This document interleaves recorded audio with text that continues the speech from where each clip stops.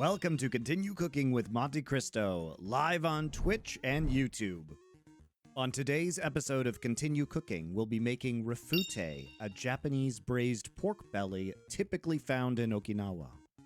I decided to do the Okinawa themed thing. We just got back from Okinawa. We took our son there for his 5th birthday. We had been there previously. Basically, Okinawa was part of the Ryukyu Kingdom. Early in the development of the Ryukyu Kingdom, they were highly influenced by Chinese food primarily, which is why we're eating pork. And the noodles that are in Okinawan soba are much more similar to Chinese style noodles. They also use a lot of ingredients from other Asian countries or other parts of Asia, including Southeast Asia. All of this was because they were a trade crossroads. And because they were a Chinese vassal state, they were given access to Chinese markets. And they were also conducting a lot of the trade from Southeast Asia. So it was a major trade hub for hundreds of years. This is going to contain some rather esoteric ingredients, and I am going to give you some alternatives to said esoteric ingredients. First off, we're going to need some boneless skin-on pork belly. You do not want it sliced thinly like bacon because we want to cook it in larger chunks so it doesn't fall apart. This is soy sauce. You can use any soy sauce, it doesn't really matter. This is ginger. We are going to be using some ginger on the side here. This is awamori. Awamori is a kind of Japanese Okinawan liquor. If you do not have access to awamori, which you probably don't, just use sake. Just use sake. Try to find some sake. Sake you should be able to get anywhere. Not cooking sake, but regular sake. In a pinch, you can use cooking sake. So the other thing we are going to use today is katsuobushi. I forgot this. This is Okinawan black sugar. Okay, you can buy Okinawan black sugar on Amazon. It is an unrefined cooked sugar cane. This is also Okinawan black sugar. This is the crushed form of it. This is more in the rock form. Do you need Okinawan black sugar? No.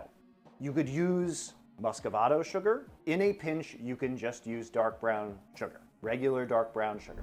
So the first thing we're going to want to do is we are going to want to cut our pork belly here. I need to make it fit in a pot, and I'm just going to cut it into quarters. So what we're going to do here, I'm just going to put it in this pot here, and I'm going to fill it with water just above the pork belly. I'm going to just turn this up onto high, and we're going to boil this water very quickly. Basically, what we're going to be doing with this pork belly is we are going to boil it one time for just a couple of minutes, drain the pork belly, clean out the pot, put the pork belly back in, and then simmer it for an hour. This is a technique that is very common in Korean and Japanese cuisine, which is that you remove the impurities. So what you will see is that there is going to be some scum that's going to come out of the pork initially. You could just leave it in there and try and skim it all off, but frankly, it's just easier to get it all out and to clean the pot, and that's when you have the longer braising process. Okay, so we've cleaned the pot, refilled it with water, and we're gonna go ahead and reboil this now.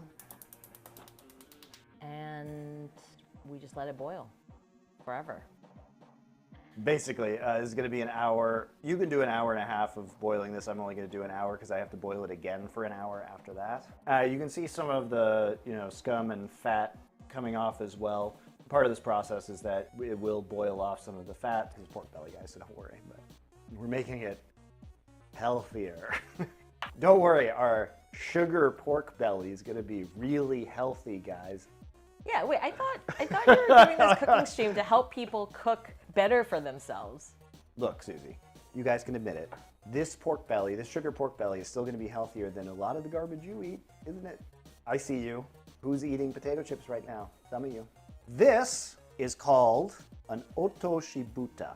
This is what is called a Japanese drop cooking lid. Mine is made out of wood. Some are going to be made out of metal. Some are going to be made out of silicone. I'm going to show you how to make yours from scratch at home. However, mine needs to be put in water right now and soaked, because otherwise it will start to take on the color of the braising liquid. So I want to saturate the wood. If you have your ingredients and they are all within the pot and this is floating on top of the liquid, like this is floating on top of the water right now, is that it's going to prevent the pieces of pork or other ingredients that you might have from moving within the pot while it is simmering. Now, why don't we want it all moving and bouncing around the pot? This pork is going to be very tender, and this is going to help it so it doesn't fall apart. It serves the same purpose as a lid on top in that it's not letting the liquid evaporate, and so we're keeping the liquid in there. We are not reducing the liquid, but it is going to circulate that liquid directly on top of our ingredient, and it is going to infuse more flavor within that dish. It's very useful for that. Okay. You do not have an Otoshibuta, I would imagine, but you can make one. So you can make your own drop lid out of ta-da! Tin foil. Ooh. So what you're going to do is just match it to your pot that you're going to be using, and then you're going to stab it with a knife. So I stabbed a couple holes in it just so that it'll release some of the steam. It's not going to have the same weight. Obviously, this is going to be slightly heavier, but this will do the job in a pinch. As you can see here, this is what happens when you're going to be boiling pork belly. When you boil it, it's going to plump up compared to what we had earlier. We want the skin on because the skin is going to turn kind of gelatinous over time, and then we also have this nice fat layer underneath the skin. So you have these layers of fat, which is why Koreans call pork belly samgyeopsal, which is 3 layers, right? And it's going to increase in height. So what we're gonna do, I'm gonna be measuring out 30 grams of this, which is going to be over half this bag. This is 4 cups of water, or a liter. They're approximately the same. I know they are slightly different, but for our purposes, they are the same. And we're just gonna boil our water on a second burner. We are kind of going to steep the fish flakes as though they are tea. We are going to put them into the pot and simmer them for maybe just a few seconds, like 10 seconds. Maybe not at all, in fact. And then we are going to turn off the heat and let them sit in there and steep and give their umami fish goodness into the water. We will then strain them out, and that will be our katsuobushi dashi. How illegal is it to use fish sauce instead of the fish flakes? Get out.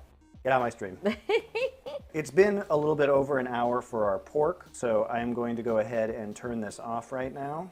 And I'm going to remove our pork, and I'm going to let it cool down a little bit so I can handle it to cut it.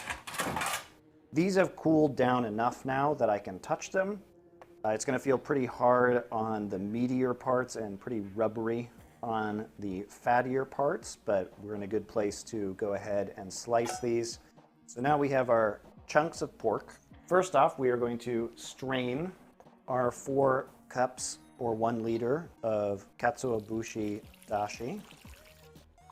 I'm going to lightly press this with a wooden spoon just to get all of our stock out of it. So now we have our dashi in here. It is going to be a slightly fishy, clear broth. Smells great. All right, we are going to be adding the 1 cup of awamori. I'm going to add, this is the crushed Okinawan black sugar. We are going to add 2 tablespoons of soy sauce at the present time. We will add more soy sauce as it cooks. I'm going to mix this.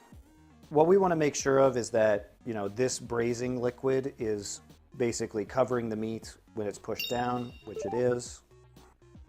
We are going to bring this up to a simmer.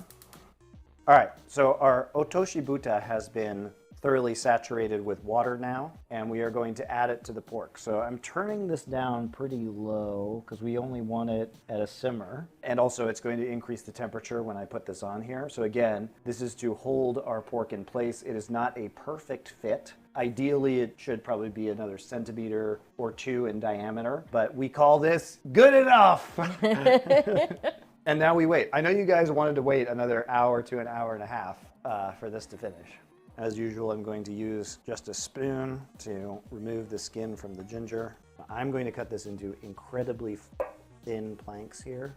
We will end up these very thin pieces of ginger that you're going to stack back together. We're going to cut them into these itty-bitty sticks.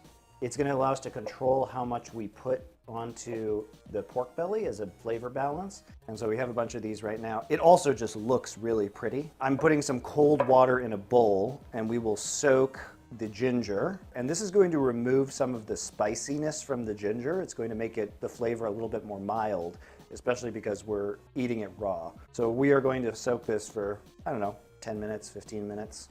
All right, we're about an hour in to the simmering process now, so I'm going to add another 2 tablespoons of soy sauce. And then we replace the cover and we wait. Wow, that was exciting. We've been simmering this for another 30 minutes. We're going to give it another 15 or 20 minutes here. I'm going to add another tablespoon of soy sauce to this. As we look at this, we can tell it's getting close to completion because we got the jiggle. Like this guy here, he's jiggling, and that means we're getting close because we want this to fall apart very easily. We can also see why we want to use the drop lid to keep all of this in place. In the meantime, we've been steeping our ginger in the water here, like I said, to remove some of the fishy flavor. I'm just going to remove it with some chopsticks, shake some of the water off, and we will just hold it here for the time being. Look at those knife skills. Look what beautiful ginger that is. Beautifully cut, if I do say so myself. I'm going to cut up some scallion greens here, just the green parts, to add as a garnish on top of the rafute as well. This is just, again, for aesthetics. Time to make it pretty. And you know what's pretty? Toasted sesame seeds. Uh-oh, too many. Spread them out. Ruined, ruined, ruined. I'll just have to eat it. I'm sorry.